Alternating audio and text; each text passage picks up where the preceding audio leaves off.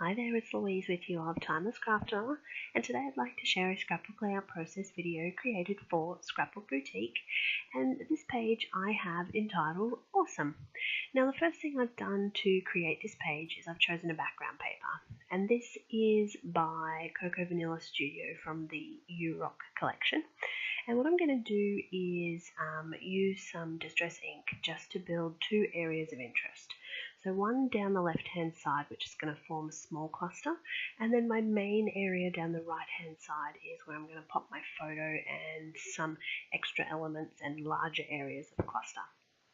Now I'm using this stencil from Craft, and I'm just spreading the ink around from my craft mat into the background and just moving some of that ink around till I get this really interesting sort of background.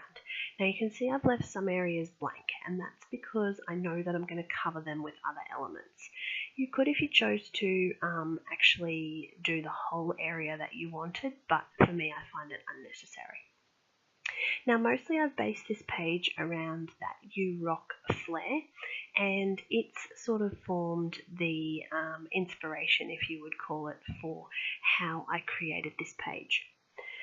I'm using the Colour Blast paste in Apple of My Eye, and that is just spreading around over that blue stenciled background just with a spatula and allowing that to dry. Now because of the light reflection, you can actually see the really great shimmer that that product has. And I love just spreading mediums around the page with a spatula. I think it really gives you this interesting effect. So it's one of my favorite things to do. Now, as with a lot of my mixed media backgrounds, I've gone ahead and added some black permanent stamped ink in two different stamps, just for the purpose of adding a little bit of texture. Now, I'm looking at the page and I'm thinking, okay, I need a few little splatters and I need to just sort of mess this up a little bit. It's looking a bit structured. So I've just mixed the Colour Shimmer Dust in navy with some water and used the paintbrush just to add some splatters around the page. Now I've let that dry naturally, and I'm happy with the way this background is looking, so I'm going to go ahead and add some other elements to the page. So the first thing I'm going to do is add the little frame to that left hand side. I really like how it kind of fits perfectly in that little cluster area that I'm building off to the side. So these chipboard stickers are of course still part of that Cocoa Vanilla Studio U-Rock collection. And I've looked at this sticker sheet and decided that because I've got this really great tag, I'm going to make some matching tags just to add to that background. So a little bit different in clustering from what you'd normally see from me. Normally I'd build paper layers in that background, but for this particular page I've just gone with those sort of tags just to add, again, that little bit of interest in the background. So what I'm looking at the layout at this point and I'm thinking, okay, I just need a little bit more behind the photo. Not full layers like I would normally do, but just that little something extra. So I've added my twine, and I apologize because my video battery did cut out at that particular point, of course.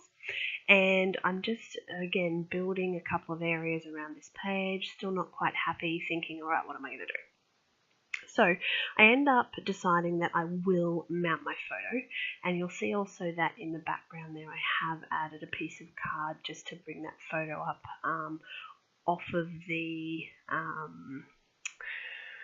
chipboard pieces, and I'm going to add these washies to the background behind the photo. And I had a little fight with it and decided to just turn my camera off because it was not doing what I wanted it to do, and then decided that I was just going to pop that washi onto some white card, tear it into a strip, and then use that to mount on behind the photo.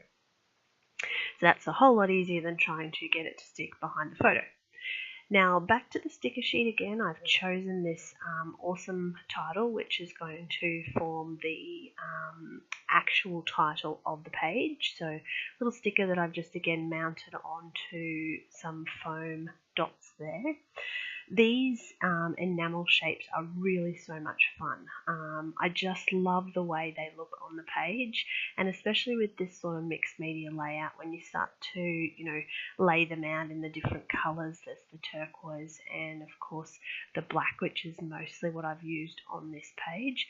I really like the effects that it gives, a little bit extra. It's not quite splatter, but it's just something.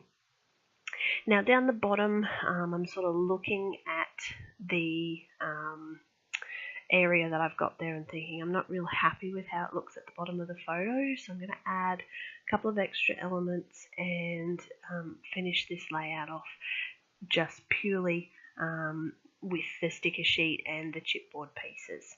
So nothing too difficult in this page, but I do hope that I have inspired you with some new mixed media techniques that you can have a go at in a background.